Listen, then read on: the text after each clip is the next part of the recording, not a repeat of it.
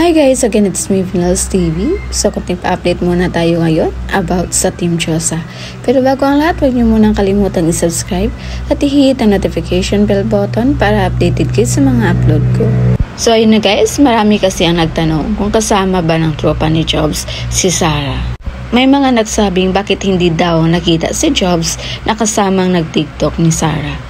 At hindi daw nila nakitang kasama si Sarah dun sa picture na nilabas ni Jobs sa kanyang Instagram account. Kaya isa-isahin natin sagutin yung mga tanong ng fans. Unang-una, sinabi na nila na low-key lang ang relasyon na gusto nila dahil may mga bagay pa sila na dapat isalang-alang.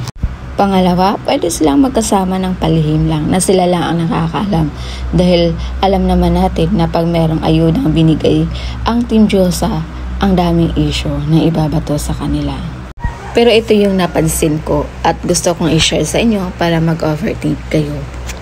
Pero napansin nyo ba guys, sa post ni Jobs, wala sa picture si Sarah pero may space na bakante in between kay Jobs at ng kanyang friend.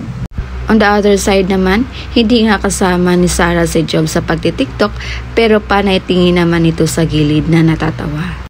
Iba yung smile nila dito na parang may nakatingin sa kanila. So yun lang muna yung pa-update ko guys and bahala kayong mag-overtake sa kwenta ko. So again, this is Vinals TV. Thank you for watching.